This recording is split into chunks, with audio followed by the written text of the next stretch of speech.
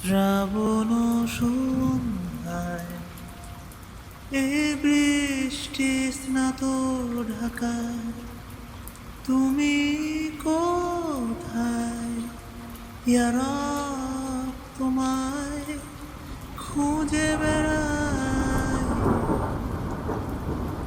অন্তরে স্নিগ্ধতা যত মধুর অনুভূতি তোমায় ঘিরে ইয়া রাব, তোমার মাঝে প্রশান্তি খুঁজে যায় না মাঝে কোমল ঘ্রাণে হারাই আমি তোমার কুরআনে।